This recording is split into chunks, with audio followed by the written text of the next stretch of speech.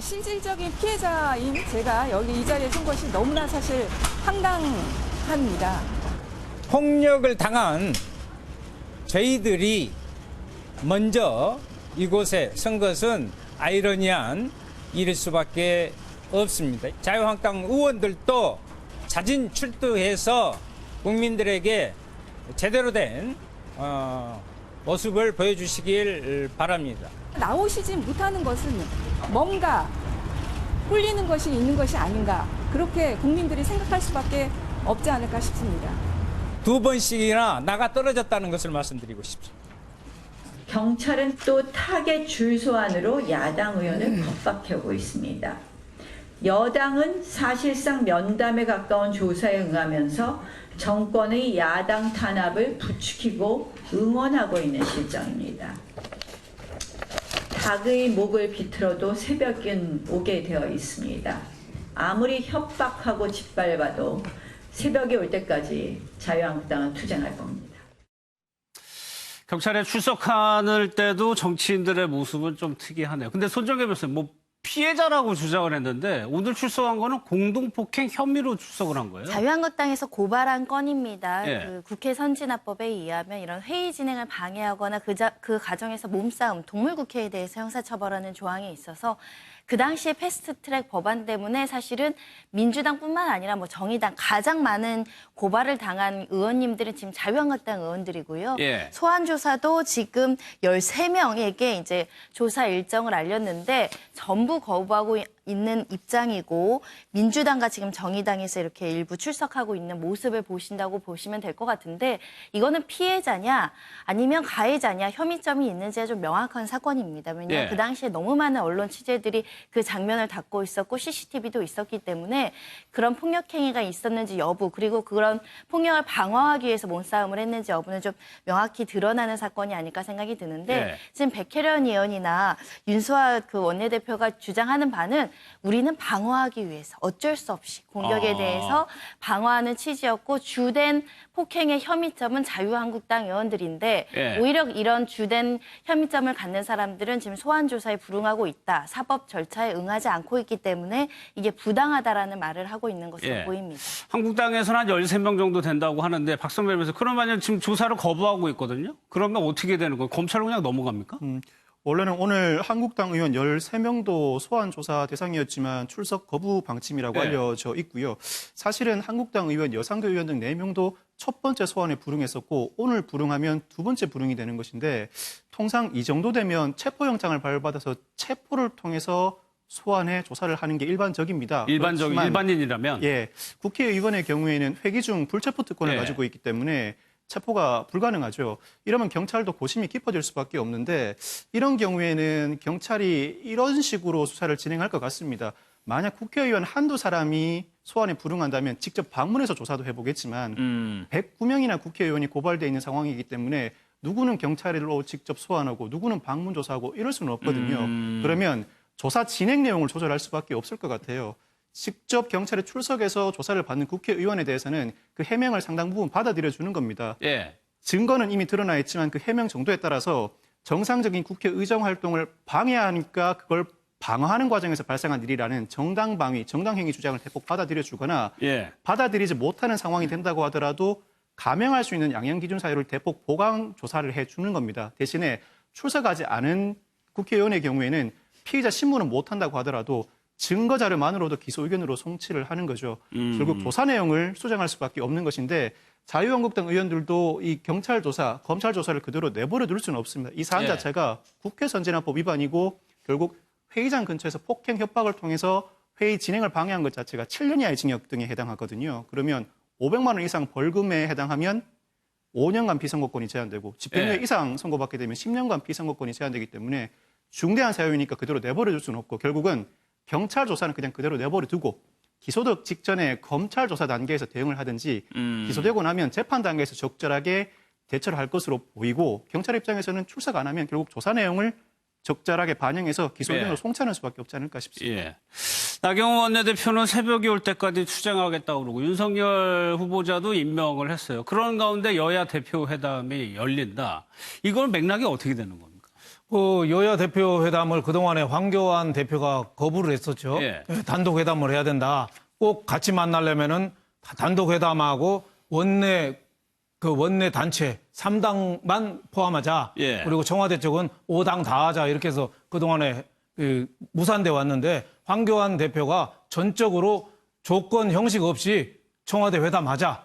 뭐 이렇게 되는데 그거는 제가 보기에는 지금 일본하고 무역 보복이 국면이 좀 심각하게 돌아가잖아요. 예. 국면이 심각하게 돌아가는데 과거에 홍준표 대표도 그 남북 회담 전에 2번이나 한 적이 있어요. 그렇죠. 근데 이번에 일본하고 이렇게 심각하게 돌아가는데 자칫 이게 자유한국당에 좀 유리한 패가 아니라 나쁜 패가 될 수도 있거든요. 오히려 저 일본을 비판하는 쪽에 자유한국당하고 어떻게 보면 일본하고 같은 편이 되는 그런 그 프레임에 좀 들어갈 가능성이 있어요. 그러니까 예. 일본 신문이나 미국 신문에 그런 게 나잖아요. 문재인 정권을 끌어내리기 위해서 아베가 그 손을 썼다. 보수 세력으로 대체하기 위해서. 예. 이런 식으로도 외국 신문에도 자꾸 나고 있어요. 그러니까 자칫하면은 자유한국당이 친일 프레임에 좀 빠져들 염려가 있죠. 네. 문 대통령이 5.18 기념식에서도 항상 얘기하는 게 친일 세력이 특권 반칙을 주도하고 있다 이렇게 되는데 자칫 그 프레임에 들어갈 수 있으니까 빨리 무역 보복에 주 무대가 황교안 대표가 좀 돼야 되겠다 이런 생각이고 지금 황교안 대표의 자유한국당 지지율이 지금 답보 상태잖아요. 전혀 미동이 없어요. 네. 예, 더불어민주당이 여러 가지 실정, 경제나 안보가 많은데도 지지율이 못 올라가니까 뭔가 좀 변화를 촉진제를 좀 두겠다 뭐 이런 전략이 아닌가 싶습니다. 알겠습니다.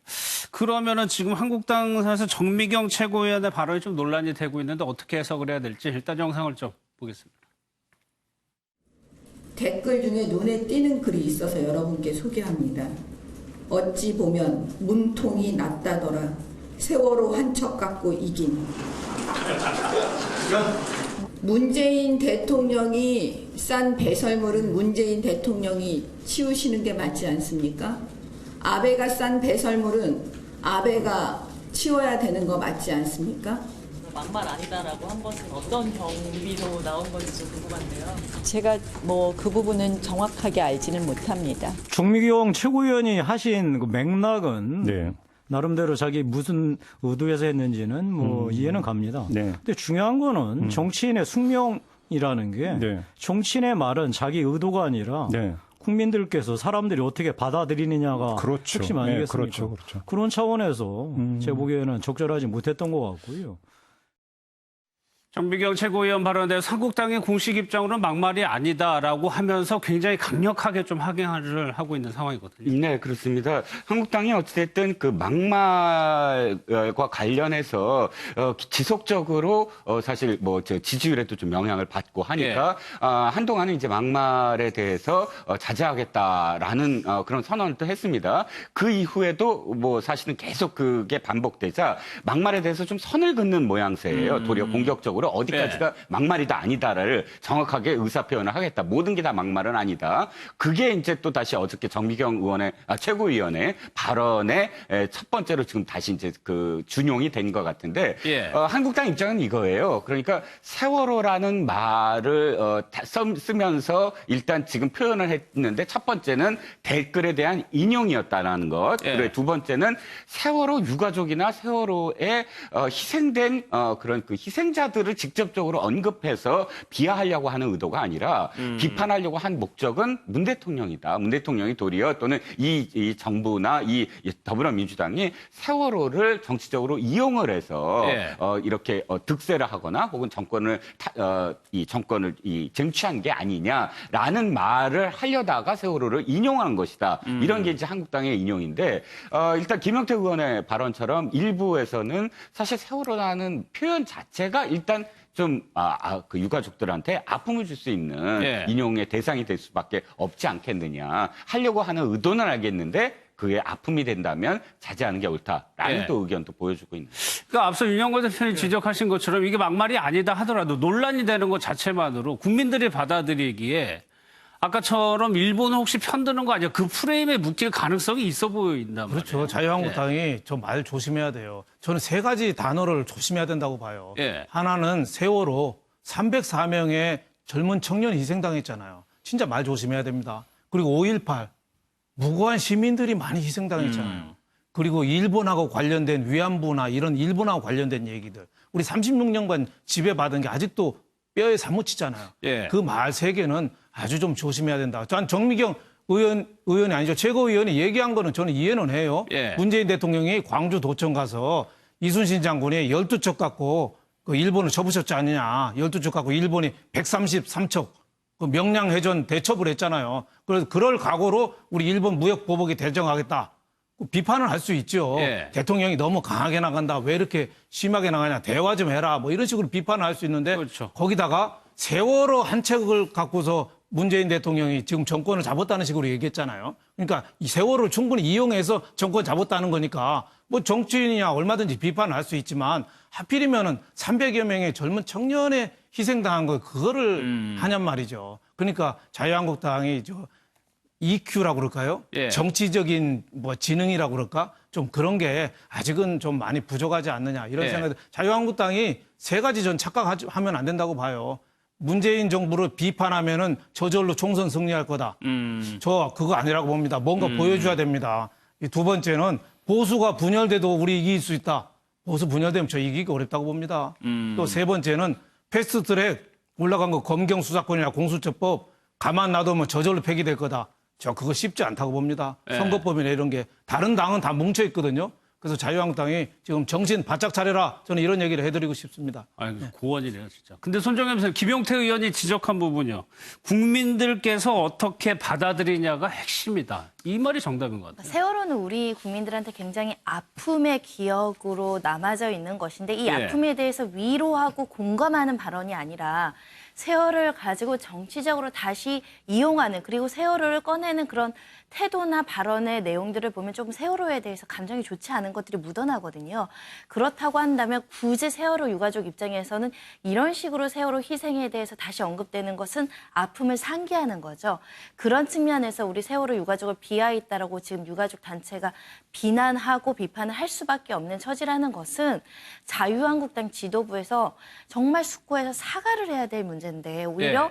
막말이기 때문에 이것에 대해서 반론 보도를 청구하겠다라고 나오는 것은 국민들 정서를 전혀 읽지 못하는 처사가 아닐까 생각이 들어서 굉장히 우려스럽습니다. 알겠습니다.